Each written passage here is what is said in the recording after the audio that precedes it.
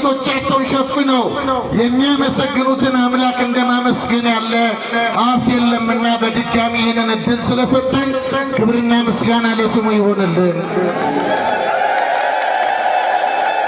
እነዚህ ነጩን ልብስ የለበሱ እነማን ናቸው?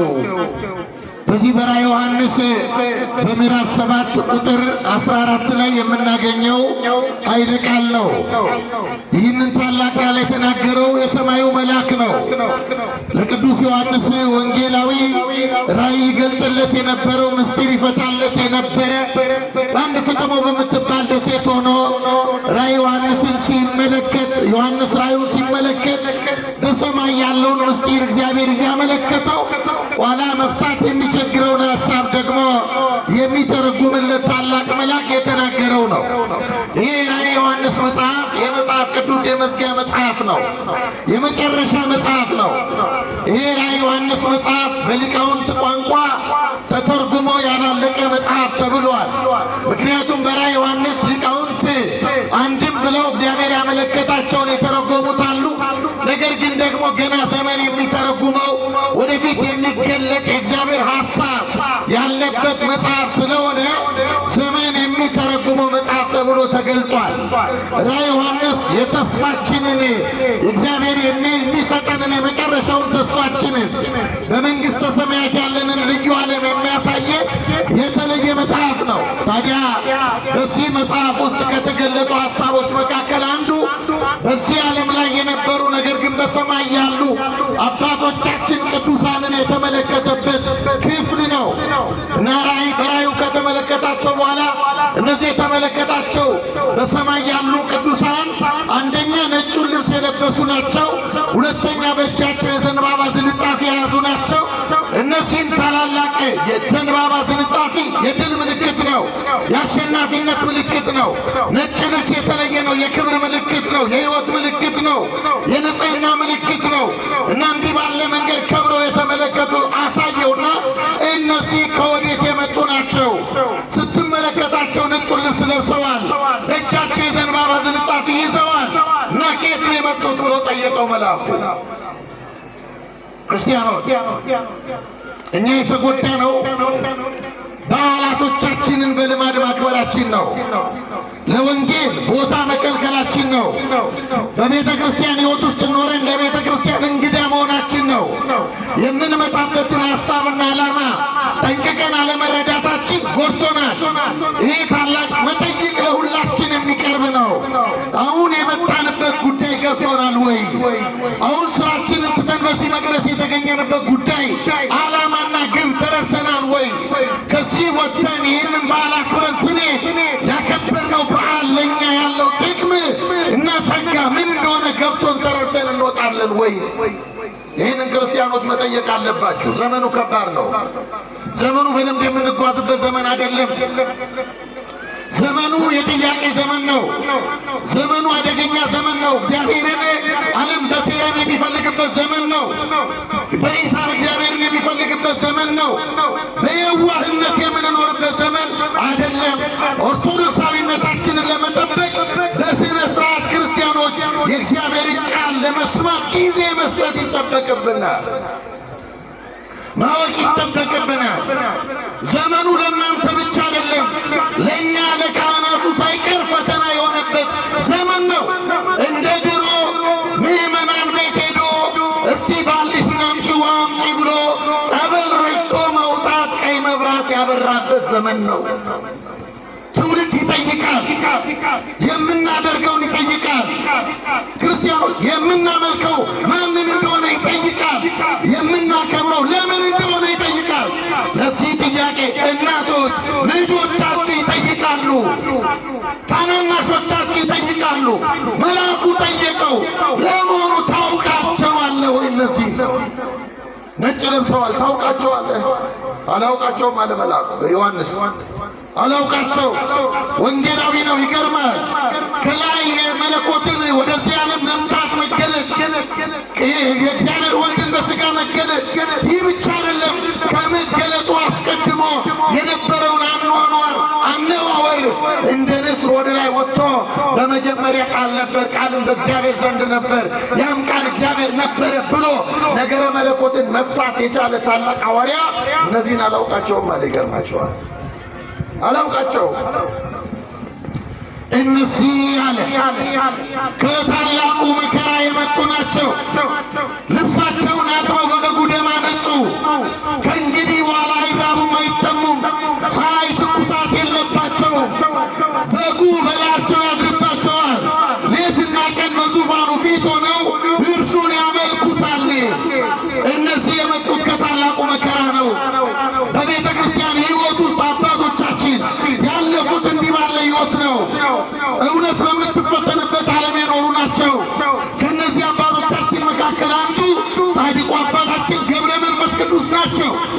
ክርስቲያኖች የቤተ ክርስቲያን ሕይወት የተዘረጋባቸው፣ ቤተ ክርስቲያን የተገለጠችባቸው የንጽሕና ምልክት በመሆን የቤተ ክርስቲያንን ንጽሕና በሕይወታቸው በዚህ ዓለም ማሳየት የቻሉ ክርስቶስን ከልባቸው የመሰሉ እነዚህ ነጩ ልብስ የለበሱ ቤተ ክርስቲያን ቅዱሳንን በተለየ መንገድ ታከብራቸዋለች። ክርስቲያኖች ቅዱሳንን ማክበር የቤተ ክርስቲያን ጸጋው ሀብቷ ነው። ከእግዚአብሔር የተቀበለችው ነው። እነዚህን ቅዱሳን በልማድ የምታከብራቸው አይደለም። ክርስቲያኖች እንደኛ በተርፍ ጊዜያቸው እግዚአብሔርን ያስታወሱ አይደሉም። እኛ እግዚአብሔር ትዝ ሲለን ትዝ የሚለን ስራ ሳይኖረን ሲቀር ነው። እግዚአብሔር ትዝ የሚለን ስንታመም ነው። እግዚአብሔር ትዝ የሚለን የረፍት ቀናችን ብቻ ነው። ብዙ ሰው እግዚአብሔርን አያስታውስም። እነዚህ ሰዎች ግን ክርስቲያኖች በሕይወት ዘመናቸው እነዚህ ቅዱሳን የእግዚአብሔርን ስም ከከንፈራቸው ሳይለዩ የእግዚአብሔርን ማንነትና ክብር ከልባቸው ሳያወጡ የኖሩ ናቸው። በረከታቸው በሁላችን ይደርብን። ሁሉን ትተው የተከተሉት ናቸው። ሲበሉ ሁሉን ትተው በሉ። አይዟችሁ በሉ። ሁሉን ትተው የተከተሉ ናቸው። ሁሉን ሲባል ምን መሰላችሁ? እኛ ኃጢአትን መተው ቸግሮናል። እኛ ክፋትን መተው ቸግሮናል። እኛ ጥላቻን መተው ቸግሮናል። እኛ ለሰውነት ባህሪያችን የማይስማማ ነገር መተው ቸግሮናል። እነዚህ አባቶቻችን ግን ሁሉን ትተው የተከተሉ በጎውንም ቢሆን ይህን የጠየቀው ቅዱስ ጴጥሮስ በዚህ በማቴዎስ ወንጌል በምዕራፍ 19 ላይ ጌታችንን አንድ ጥያቄ ጠየቀ። አንድ ጎበዝ ባለጸጋ ጋራ ስለ ጽድቅ ክርስቶስ ከተነጋገረ በኋላ ስለ ዘላለም ሕይወት መገኛ መንገድ ካስረዳ በኋላ ይህ ታላቅ አባት ቅዱስ ጴጥሮስ ምን ጠየቀ? ሕግ የእግዚአብሔር መንግሥት ለመውረስ ሕግ መጠበቅ በቂ ከሆነ፣ እግዚአብሔርን መውደድ በቂ ከሆነ፣ ባልንጀራን መውደድ በቂ ከሆነ እየተማርን እየሰራን እየነገድን እየወለድን የእግዚአብሔርን መንግሥት ማግኘት የምንችል ከሆነ መረባችንን ትዳራችንን የተውንለት ጉዳይ ምንድን ነው? ተጠቀመ ጠየቀው ጌታን ቅዱስ ጴጥሮስ። ኩሎ ሀደግነ ወተሎናከ ሁሉን ትተን ተከተለ እንኪያስ ምን እናገኛለን? ትርፋችን ምንድን ነው? አንተን መውደድ፣ አንተን ማክበር፣ ባልንጀራን መውደድ ለእግዚአብሔር መንግሥት የሚያበቃ ከሆነ እንደ ሌሎች ዓለማውያን በዓለም እየነገድን ቤተሰብ መስርተን መኖር ሲገባን መረብህን ጣልና ተከተለኝ ብለኛል። መረቡን ጥለን የተከተልንበት፣ ሁሉን ትተን የተከተልንበት ምክንያት ምንድን ነው? ትዳሩን የተውንበት ምክንያት ምንድን ነው? ይህን ዓለም ልጅ የተውንበት ምክንያት ምንድን ነው? በዚህ ዓለም ያለውን ጥበብ አንተ የተውንበት ምክንያት ምንድን ነው? የምናገኘው ትርፍ ምንድን ነው? ክርስቶስ መለሰ እንዲህ ያለ አንትሙ ትነብሩ ዲበ አስርቱ ክሌቱ መናብርት ወትኮንኑ አስርቱ ክሌተ ሕዝበ እስራኤል። እናንተ አለ ሁሉን ትታችሁ የተከተላችሁ፣ ሌላው ትዳር ሲይዝ ልጆች ሲወልድ ሲመሰረት ቤተሰብ ለእኔ ብላችሁ ይሄን የተከተላችሁ የተዋችሁ፣ ስለ እኔ ሚስቱን የተወ፣ ስለ እኔ ባሏን የተወች፣ ስለ እኔ እርሻውን የተወ፣ ስለ እኔ ቤቱን ንግዱን የተዋል በ12ቱ ዙፋን ተቀምጣችኋል። ያን ጊዜ በ12ቱ ነገደ እስራኤል ላይ ትፈርዳላችሁ። እግዚአብሔር ስሙ የተመሰገነ ይሁን። ይህ በወንጌል የተጻፈ የቅዱሳን የተሰጠ ክብር ነው። በ12ቱ ዙፋን ክርስቲያኖች ፍርድ የእግዚአብሔር ነው። ከእግዚአብሔር ውጭ ፈራጅ የለም። የቅዱሳንም ድርሻ አይደለም።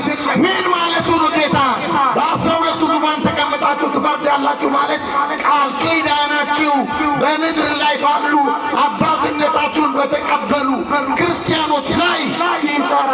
ሲያልፋቸው ትመለከታላችሁ አይደል? ሁሉን የተው ናቸው። የገብረ መንፈስ ቅዱስን ሕይወት ተመልከቱ። በዚህ ምድር ላይ 562 ዓመት ነው የኖረው። በዚህ ምድር ላይ 562 ዓመት ሲኖር የተወደዳችሁ ክርስቲያኖች 262ቱን ዓመት የኖረው በሀገራችን በኢትዮጵያ ነው። ገብረ መንፈስ ቅዱስ በኢትዮጵያ ሲኖር እንደኔና እንደናንተ ሻይ ቤት አያውቅም። እንደኔና እንደናንተ እድር አያውቅም። እንደኔና እንደናንተ ቁብ አያውቅም። እንደኔና እንደናንተ ይሄ መንገድ መብራት አያውቅም። እንደኔና እንደናንተ የተደላደለ ቤት የለውም፣ አልነበረውም። ቤቱ ክርስቶስ ነው። ሕይወቱ ክርስቶስ ነው። ከምድረ ገብ ዝቋላ ሲመላለስ ክርስቲያኖች እንደኛ ትራንስፖርት ይዞ በፈረስ በበቅሎ አልተጓዘም። ውስጡን እንደ አራዊት ጫካ ለምዶ በጫካ እግዚአብሔርን ፍለጋ የደከማባት ነው። ታዲያ በዙፋኑ ላይ ይቀመጥ ነው። ማን ያወርደዋል ከዚህ ዙፋን? አላ ክርስቶስ ሁሉን ለኔ የተዋለ ለኔ ብሎ ሁሉን የተዋለ በዚህ ዙፋን ላይ ይቀመጣል አለ። ይህን ታላቅ ቃል ኪዳን ገባ። ይህ ብቻ አይደለም። እነዚህ ነጩን ልብስ የለበሱ ክርስቲያኖች፣ እነዚህ ነጩን ልብስ የለበሱት በሰማይ የተመለከታቸው ቅዱስ ዮሐንስ በፍጹም ሰውነታቸው እግዚአብሔርን ያገለገሉ ናቸው። እስቲ በሉ ከኔ ጋር በፍጹም ሰውነታቸው ነው። አይዟችሁ እንዲያዛችሁ ነው። በፍጹም ሰውነታቸው እግዚአብሔርን ያገለገሉ ናቸው። በምናቸው? በፍጹም ሰውነታቸው፣ በነፍሳቸው፣ በስጋቸው፣ በመንፈሳቸው። የአንዳንድ ሰው አገልግሎቱ የባሪያ ነው፣ የጉልበት ሰራተኛ ነው። የአንዳንድ ሰው አገልግሎቱ የምንደኝነት ነው፣ የእውቀት ሰራተኛ ብቻ ነው። የአንዳንድ ሰው አገልግሎቱ የነጋዴ ነው፣ በመስጠትና በመቀበል ብቻ ነው ከእግዚአብሔር ጋር የኖረው። እነዚህ አባቶቻችን መንፈሳቸው አገልግሎታል፣ ነፍሳቸው አገልግሎታል፣ ስጋቸው እግዚአብሔርን አገልግሎታል። የከበረ ሰውነት ያላቸው ናቸው። በዚህ ሶስት ማንነታቸው እግዚአብሔርን በማገልገላቸው ወደ ንጽሐ ልቡና የደረሱ ናቸው። በዚህ በኦሪት ዘጸአት በምዕራፍ 19 ላይ አንድ ታሪክ እናነባለን። ሙሴ እስራኤላውያንን ከግብፅ ይዟቸው ከወጣ በኋላ እግዚአብሔር አንድ ቀን ምን አለ? ሙሴ ነገ አለ ከ3 ቀን በኋላ ለዚህ ሕዝብ እገለጣለሁ፣ እታያለሁ ሲና በሚባል ተራራ። ስለዚህ አለ ሕዝቡ አለ ልብሱን ይጠብ፣ ገላውን ይታጠብ፣ ባል ከሚስቱ ጋር አብሮ እንዳይተኛ ሰውነታቸውን ቀድሰው ይጠብቁኛል፣ እገለጣለሁ። ይህንን ሕዝቡ ሲሰማ ምን አይነት ነው የኛ አምላክ? ምን አይነት ነው ለማየት እኛ ከፊታችን ላይ እሺ ብለን የምናባረረው የዝንብ መንጋ፣ በዚህ የዝንብ መንጋ በሰይፍ ያስጨነቀንን ፈርዖንን ያስጨነቀልን አምላክ ምን አይነት ነው? ቅርጹ ምን አይነት ነው? ዙፋኑ ምን አይነት ነው? እንዴት ያለ ነው? አያችሁ፣ እንዲህ ጠበቁት እስራኤል። 3ኛው ቀን ሲደርስ ሙሴን ምን አለው እግዚአብሔር? የምገለጠው ዛሬ ነው አለው። ዛሬ ነው። ስለዚህ አለው በዚህ ተራራ ላይ እገለጣለሁ። ማንም ሰው ወደ ተራራው እንዳይጠጋ፣ ተራራውን እንዳይነካ፣ ተራራውን የነካ ፈጽሞ ይሞታል፣ የተረፈ እንኳ ቢሆን በድንጋይ ይወገራል። ይህን ሙሴ አወጀ ለሕዝቡ። ከዚያ እግዚአብሔር በምን መጣ መሰላችሁ? በእሳት የተከበበ ደመና ሆኖ ወረደ እግዚአብሔር። ይገርማል። በእሳት የተከበበ ደመና። እስራኤል ደነገጡ፣ ሸሹ። እንዴት አድርገው? በእሳት የተከበበ ደመና በዓይናቸው አይተው አያውቁም። እስራኤል ዝናብ ያረገዘ ደመና ያውቃሉ። እስራኤል ፋዳ ደመና ያውቃሉ። አሁን ግን እሳት የከበበው ደመና ምን አይነት መዓት መጣብን ብለው ሲሸሹ እግዚአብሔር ምን አለ መሰላችሁ? ሙሴን አንተ ደግሞ ወደ ተራራው ውጣ ነው። ውጣ። ሙሴ ወደ ተራራው ሲጠጋ ተራራው እግር ስር እግረ ደብርስ በተራራው ስር እግሩ ስር አንድ ብርሃን አየ፣ ተደነቀ። ብርሃኑን እያየ ሲደነቅ ሙሴ አትደነቅ አለው እግዚአብሔር፣ እለፍና አለው። ከዚህ የሚልቀውን ሊያሳየው ነው። ሙሴ አለፈ።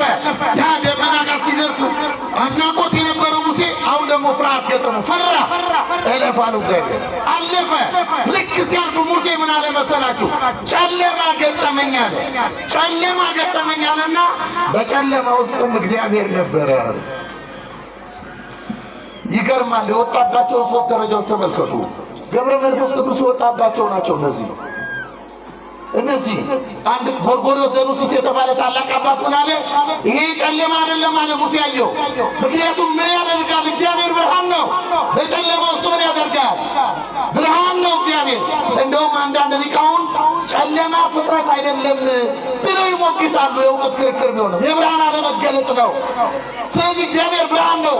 ጨለማ እንኳን በእግዚአብሔር ፊት በፀሐይ ፊት ሴት አላት ጉልበት እና ምን አለ የታላቅ አባት? አይ ሙሴ የተመለከተው አለ ጨለማ ሳይሆን አለ በዓይኑ ሊያየው የማይችለው ጥልቅ ብርሃን ይገጠመዋል። ስለዚህ ጥልቅ ብርሃን ሲመለከት ሙሴ ዓይኑን ምን አደረገ? ከደነ። ሲከድን ጨለመ። ሙሴ ማየት አለመቻሉን ገለጠ። ይሄ 3ቱ ደረጃ በእግረ ደብር ያለው ክርስቲያኖች ብርሃን፣ በተራራው ስር ያለው የተራራው ግር ስር ያለው ብርሃን ንጽሐ ሥጋ ይባላል። ሥጋችን ነስቷል። ለኛ የሥጋ ንጽሕና ያላቸው ሰዎች የተራራዋ ቤተ ክርስቲያን እግር ስር የደረሱ ናቸው። ደርሰናል ወይ እኛ? አያችሁ፣ ይሄን መጠየቅ ነው። ሁለተኛው ደመናው በእሳት የተከበበው ደመና እሱ ደግሞ ንጽሐ ነፍስ ነው። ንጽሐ ነፍስ ነው። የእግዚአብሔርን ሐሳብ ወደ መረዳት ነው። ሦስተኛው ጨለማ የተባለው ንጽሐ ልቡና ነው። ገብረ መንፈስ ቅዱስ የደረሰው እዚህ ጋር ነው። ሙሴ እዚያ ጋር ደርሶ ሲመለስ እስራኤል ምን አሉት መሰላችሁ? ሙሴ ሙሴ ተሸፈንልን። የሙሴ ፊቱ ቁርበት አበራ። ማን ጋር ስለደረሰ? እግዚአብሔር ጋር ስለደረሰ። የአባታችን የጻድቁ የገብረ መንፈስ ቅዱስ ሰውነቱ ብርሃን ነው። እግዚአብሔር ስሙ የተመሰገነ ይሁን። ከእግዚአብሔር የተገኘ ብርሃን። አዎ ይሄ ያልወደቀ የአዳም ሰውነት ነው። አዳም ከመውደቁ በፊት ክርስቲያኖች የሸማኔ የፈተለው ልብስ አልነበረው። አዳም ልብሱ እግዚአብሔር ነበረ። ወፍሮ የማይጠበው ከስቶ የማይሰፋው ልብስ ነበረ አዳም ከእግዚአብሔር ሲጣላ ራቁቱን መሆኑን አያያችሁ። ራቁቱን አዳም ቅጠል ያገለደመው ሲወድቅ ነው። ገብረ መንፈስ ቅዱስ ያልወደቀው የአዳም ሰውነት ዳግመኛ በክርስቶስ የታደሰው አዲሱን ሰውነት ገንዘብ ስላደረገ ለሰውነቱ ልብስ አልነበረውም። ወዳጅ ልብሱ ምንድን ነው? ብርሃን። እግዚአብሔር የተፈጥሮ ጸጉሩን ልብስ አደረገለት። ስሙ የተመሰገነ ይሁን። ለብዙ ሰው ተመልከቱ አደረገለት። ይሄን ነው እያከበርን ያለነው። ይሄን ብርሃን ነው እየገለጥን ያለነው ዛሬ። ይሄን ነው ክርስቲያኖች እነዚህ ነጩን ልብስ የለበሱ ሦስተኛው ሕይወታቸውን በተጋድሎ ያሳለፉ ናቸው። ሲበሉ ሕይወታቸውን በሉ በተጋድሎ ያሳለፉ ናቸው። ምን ማለት መሰላችሁ? ከእናታቸው ማኅፀን እንደ ሰው ተወልደው ስለ ቤተ ክርስቲያንና ስለ ክርስቶስ ፍቅር ዳግመኛ ከመከራ ማኅፀን የተወለዱ ናቸው። ከሰይፍ የተወለዱ ናቸው። ከዲያብሎስ ጋር ከመታገል የተወለዱ ናቸው። ታግለዋል። ከአራዊት ጋር ታግለዋል። የኖሩት በተጋድሎ ነው። ገብረ መንፈስ ቅዱስ በዝቋላ ባህር ውስጥ 100 ዓመት ሲኖር ክርስቲያኖች ሰውነቱ ስጋው ከስቶ አልቆ አጥንቱ እስኪታይ ድረስ መቆም እስኪቸግረው ድረስ መላእክት እየደገፉት እንደ በትር እዚያ ውስጥ የቆየው ለምዶ ታውቃላችሁ? ኢትዮጵያን ማርልኝ። ለሱ እኮ አይደለም ክርስቲያኖች። እስቲ እናንተ አንድ ቀን ጸሎት ፊት ቆማችሁ ስለ ጎረቤቶቻችሁ ስኬት ጸልያችሁ ታውቃላችሁ? እናውቃለን። ስለ ጎረቤቶቻችን አንድ ቀን ምናልባት ባል ስለ ሚስቱ ይጸልይ ይሆናል። እሱም ትንሽ ማስተዋል ካለው ስለ ጎረቤቶቻችን፣ ስለ መላዋ ኢትዮጵያ እግዚአብሔር ምሕረት እንዲያወርድላት። ኢትዮጵያ እኮ እሳቸው ታውቃላችሁ ክርስትና ድንበር የለውም። እኛ ተጎዳን በወንዝ ታጥረንበት እንጂ ገብረ መንፈስ ቅዱስ እኮ ግብፃዊ ናቸው። ከእኛ ጋር የተዛመዱት እኮ በክርስቶስ ነው። በማያረጀው ልደት እኮ ነው። ሞት በማያጠቃው ልደት እኮ ነው። ቅድም ሰምታችኋቸዋል። ሰንበት ተማሪዎቹ መላእክት በሚቀበሉት ማንነት እኮ ነው የተዋሃደን የተገናኘን። አያችሁ ከነዚህ ቅዱሳን ዘመድ ይሆን ነው። አገር መጥራት ቢቻልም ቢፈቀድልን ኖሮና ገብረ መንፈስ ቅዱስ ለኛ ምናችን ይሆን ነበር? ግብፅ እኮ እንደውም ታሪካዊ ጠላታችን ናት። በአገር ደረጃ ግን የተዛመድነው ግብፃዊ ስለሆነ ሳይሆን ክርስቶሳዊ ስለሆነ ነው። ክርስቶሳዊ ይህን እንልመድ። ካህናት ይህን እንልመድ። በክርስቶስ መዛመድ እንልመድ። አልጠቀመንም ሲበላ ይኖር እንጂ አልጠቀመንም። በጎጥና በወንዝ መዛመዳችን አልጠቀመንም። አይናችን እያየ ሕፃናት ባሉበት ቤት እሳት በጎጆ እየተለኮሰ ሲበሉ አየንበት እንጂ አልጠቀመንም። ጻድቁ ግን አባታችን ቆም አያችሁ። ለማን? ለእኛ ለኢትዮጵያውያን፣ ለእኛ በተጋድሎ የኖሩ ናቸው። በተጋድሎ ከሰይጣን ጋር ታግለዋል። ከዚህ ዓለም ሐሳብ ጋር ታግለዋል። ታግለው አሸንፈውታል። እነዚህ አባቶቻችን በተጋድሎ የኖሩ ናቸው። ክርስትና ቀልድ እንዳይመስላችሁ፣ ቀልድ እንዳይመስላችሁ ክርስቲያኖች።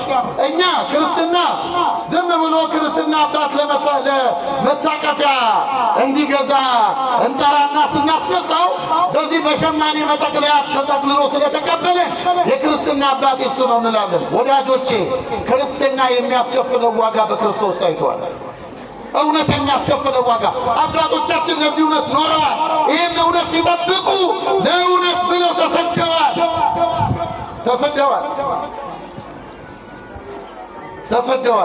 አንድ ቶማስ ዘመራስ የሚባል አንድ አባት አለ።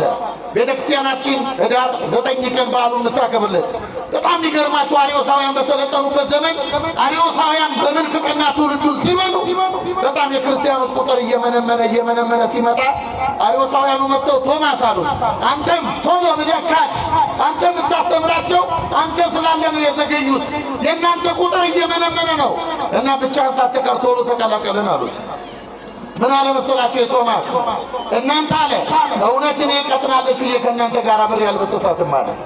እውነት በአባቶቻችሁ በአይሁድም እኮ እንጂ መስቀል ላይ ወጣለች፣ ወደ መቃብር ወርዳለች። እውነት ግን ተመልሳ ተነሳለች። ከዚች እውነት ጋር እኖራለሁ። የእኛ አባቶች እንደኖሩ ናቸው። ታዲያ ምን አደረጉት? እንዲህ ብሎ ሲናገር አንድ ቀን አንድ ጣቱን ቆረጡት። እየሰማችሁ ነው? ምኑን ቆረጡት አልኳችሁ? ጣቱን። የዚህ የጣቱ ቁስል ቅዝቃዜው ሳይተው በማግስቱ ደግሞ መጥተው ሁለተኛውን ደገሙለት። አትክድም እያሉ እየጠየቁ ቀስ እያሉ አንድ እጁን ጨረሱት። አንድ የመቆጠሩ ነው። ቀስ እያሉ ሁለተኛውን ልንጀምር ነው አሉት። እንደጀመራችሁ ጨርሱኝ እንጂ እኔ ከእውነት ጋር አልላቀቅም አለ። አያችሁ፣ አልላቀቅም። ወጣቶች እኛ ከጾም አላፋታንም ብስኩትና ሻይ። እኛ ከጾም አላፋታንም ስጋ ቤት የተንጠለጠለ ስጋ። አየህ፣ እውነት እንዲህ ነው፣ መራራ ነው። ክብር የምታገኝበት የምትኖረው አባቶች የኖሩት እንደዚህ ነው። እጁን ጨረሱ። ከእግር ልንጀምር ነው አሉት። ጀምሮ አላቸው።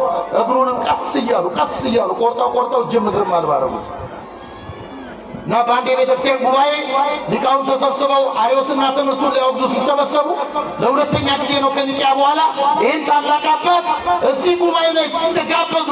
በስጋ እውነትን የመሰከረ ስጋውን በመስጠት ይገኛሉ። ጉባኤው ላይ ሲጠራ እሱ ከሚኖርበት ሀገር ጉባኤው የሚካሄድበት ሀገር ሩቅ ነው እና ትራንስፖርት ያስፈልጋል። እንደ ዛሬው ደግሞ አውሮፕላን የለም፣ ባጃጅ የለም፣ መኪና የለም። ያን ጊዜ መጓጓዣ በቅሎና ፈረስ ነው። በቅሎና ፈረስ ላይ ለመጫን ደግሞ ጭንና ጭን ያስፈልጋል። ጭኖቹን ደግሞ መናፍቃን ወስደውበታል። የለውም። ደቀ መዛሙርቱ በቅርጫት ተሸክመውት ሄዱ። በምን አውቋችሁ?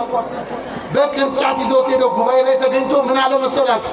ይህቺ ምላሴን እስኪወስዱብኝ ድረስ አለ ወልድ ዋሕድ ምስል እኖራለሁ አለ ምላሴን። ታዲያ አንድ ባለቅኔ ምን አለ ሲቀኝለት? ቶማስ ሰማዕት በበይቅ ሊቀ ወዳግም በበይቅ ሀልቃ። ቶማስ ሰማዕቱ ቶማስ አለ ምእመናን፣ ለእናንተ ልንገራችሁ። ሰማዕቱ ቶማስ ከእናቱ ማኅፀን ተወልዶ እንደ ሕፃን ቀስ እያለ አደገ። ለሃይማኖቱ ደግሞ ቀስ እያለ አለቀ። እንዲህ ነው የኖሩት አባቶቻችን፣ እንዲህ ነው የኖሩት። ገብረ መንፈስ ቅዱስ የኖረው እንዲህ ነው። ታዲያ እሱ ላይ ከብር ነው? እሱን ላናከብረው ነው? ምንስ ሞራል አለን? እኔ ከገብረ መንፈስ ቅዱስ እኩል ነኝ ለማለት ክርስቲያኖች እንዲህ ያገለገሉ ናቸው። የመጨረሻው እነዚህ ነጩን ልብስ የለበሱ አባቶቻችን ሩጫቸውን በድል የተወጡ ናቸው።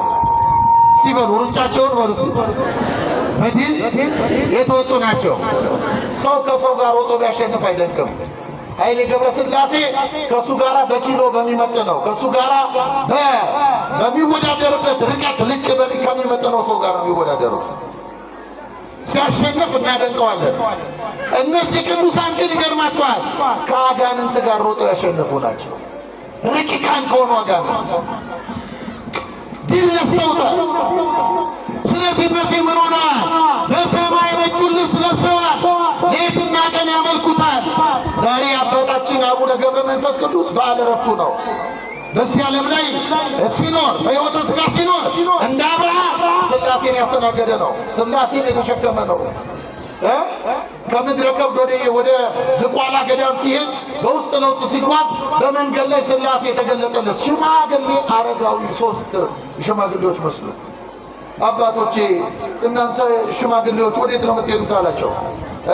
ምን አሉት መሰላችሁ? ክስት ያለ ነው ሰውነቱ።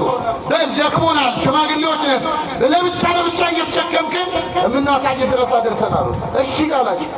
አንደኛውን ተሸክሞ ሩቅ ቦታ ወሰደው። አሳረፈኝ እዚህ ጋር አለ። አሳረፈው። ከየት ነው የመጣችሁት? እነማን ናቸው አሉ። ጓደኞቼ ናቸው አለው። ተመላልሶ ሁለቱንም አመጣቸው። እንደ ሰው ተሸክሞ አመጣቸው። ጓደኞቼ፣ ወዳጆቼ ከወዴት ነው የመጣችሁት? ሳያችሁ ድክም ያላችሁ አረጋውያን ናችሁ ሲላቸው ወዲያው ሥላሴ በአንድነቱ በሦስትነቱ እንደተገለጠለት አሳወቀው። ሥላሴን በጀርባው የተሸከመ ኪሩብ ነው እያከበርን ያለ ነው። እግዚአብሔር ስሙ የተመሰገነ ይሁን። ለዚህ ታላቅ ጸጋ የበቃ ነው። ይህን ያከበር ነው። ስለዚህ በዚያ በሰማይ ያሉ አባታችን ዕረፍቱ ክብሩ ነው። ወደ ላይኛው ቤተ መቅደስ የተሻገረበት ነው። ሌትና ቀን አለ በዙፋኑ ያመልኩታል። የቤተ ክርስቲያን የሰማያዊቱ ቤተ ክርስቲያን የድል አድራጊቱ ቤተ ክርስቲያን ሕይወት እንዲቀጥል በሰማይ አባታችን ገብረ መንፈስ ቅዱስ ዛሬ አርፎ መላእክት በክንፋቸው ተሸክመው ከምድረ ከብድ ኢየሩሳሌም ወስደው ቀብሮ አሳርፈው በአካለ ነፍስ ወደ ሰማዩ መንግሥት የተሻገረበት ነጩን ልብስ ከለበሱ የዘንባባውን ዝንጣፊ በእጃቸው ከያዙ ከቅዱሳን ጋር የተደመረበት ዕለት ነው። በረከቱ በሁላችን ይደርብን። ይህን ታላቅ በዓል ነው። ለዚህ ነው ቤተ ክርስቲያን ተመልከቱ፣ በዓለ ዕረፍትን ስታከብር፣ ቅዱሳን የሞቱበትን ቀን ስታከብር በከበሮ በዝማሬ በእልልታ ወተቀበልዎ መላእክት እያለች የምትዘምረው በሰማይ ደስታ ስለሚሆን ነው። ከምድር ይጎላሉ፣ የሰማዩን መቅደስ ይሞላሉ። በሰማይ በተስፋ የሚጠብቋቸው መላእክት ይህን ነፍስ ወደዚያ ሲመጣ በደስታ ይሞላሉ። የክርስቶስ አካል የሆነችውን የሰማያዊን ቤተ ክርስቲያን ይሞላሉ። አባታችን ገብረ መንፈስ ቅዱስ ዛሬ በሰማያዊቱ ቤተ ክርስቲያን አለ። ለእኛ ይጸልያል። እኛ ለእነርሱ ስንጸልይ ቤተ ክርስቲያን እነሱን በቃል ኪዳናቸው ስታስብ፣ እነሱ ደግሞ በዚያ ሆኖ ለእኛ ይጸልያሉ። የመንፈስ አንድነት አለን። ያልተቋረጠ የመንፈስ አንድነት አለን። ይሄ አለን። ስለዚህ ክርስቲያኖች ታላቁ አባታችን ገብረ መንፈስ ቅዱስ ዛሬ የቃል ኪዳኑን ሸማ ለሁላችን አልብሶናል። ስሙ የተመሰገነ ይሁን። በስሙ የተጠራለት አምላክ የገባለት ቃል ኪዳን ነው። እንዴት የሚያልፍ ይመስላችኋል? አንድ ነገር ነግሬያችሁ ላብቃ ትምህርቴ።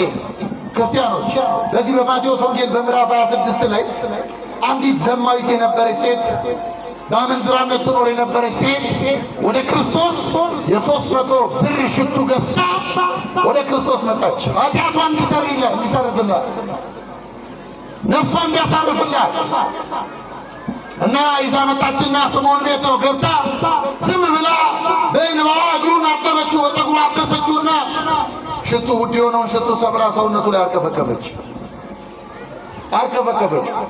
ስምዖን በልቡ ተቆጣ። እኔን የሚያክል መምህር፣ እኔን የሚያክል ትልቅ ሰው፣ እኔን የሚያክል የከበረ ሰው ጋብዞ እንዴት ከተናቀች ከዚች ሴት ጋር ይነጋገራል ብሎ አሰበ። ጌታ ልቡን አነበበና ምን አለው? ስምዖን ይህችን ሴት ለምን ታደክሟታላችሁ? አንተ በቤተ ክርስቲያን በቤት ተቀበልከኝ፣ እንደ አባቶች ልማድ ለእግሬ እንኳን ውሃ አላቀረብክልኝም። እቺ ሴት ግን እንባዋን እንደ ውሃ ተጠቅማ እግሬን አጠበችኛል።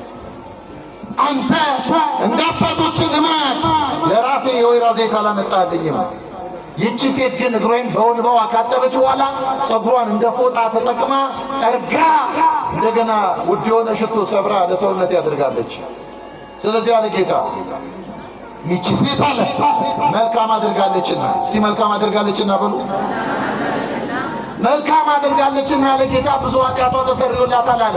ተሰርዮላታል ብቻ አይደለም፣ ቤታችሁ ገብታችሁ ወንጌሉን አንብቡት። የማቴዎስ ወንጌል 26 ምን አለ ቀጥሎ? እስከ ዓለም ፍጻሜ አለ ወንጌል በተሰበከበት አለ ይህች ሴት ያደረገችው መልካም ሥራ ለመታሰቢያ ሲነገርላት ይኖራል። እስከ ዓለም ፍጻሜ። እስቲ እስከ ዓለም ፍጻሜ በሉ። ወንጌል በተሰበከበት ሁሉ በሉ። የሰራችሁ መልካም ሥራ ለመታሰቢያዋ ይነገርላታል። ይህንን ያለው ማን ነው? ክርስቶስ በሉ እስቲ። ይህንን ያለው ማን ነው? እንግዲህ አስቡት። ኃጢአቷ ይቅር እንዲባልላት 300 ብር ሽቱ ይዛ መጣ። በፊቱ ሰብራ ሰውነቱን ቀብታ እስከ ዓለም ፍጻሜ ለመታሰቢያ ከተነገረላት ከሽቱ የሚበልጠውን ሰውነታቸውን ለስሙ የሰጡት ቅዱሳንስ ክርስቲያኖች ለስሙ እኮ ነው የሰጡት። ለማንነቱ ለክብሩ እኮ ነው የሰጡት። አያችሁ፣ ከሽቱ የሚልቀው ማንነታቸው እንደ ምድራዊ መልአክ ኖረው ራሳቸውን አሳልፈው ሰጥተው ክርስቶስን በሕይወታቸው ያከበሩትን ታላቅ አባት ነው ያሰብናቸው። በረከታቸው በሁላችን ይደርብን። የቅዱሳንን ሕይወት አምላካችን እግዚአብሔር ለሁላችን በመጠናችን ያድለ። እግዚአብሔር አምላካችን ስላስተማረን ስሙ የተመሰገነ ይሁን። ሲከፍ አድርጋችሁ እግዚአብሔርን አመስግኑ። እግዚአብሔር ይስጥልን። እንደው አንድ ሁለት ነገሮች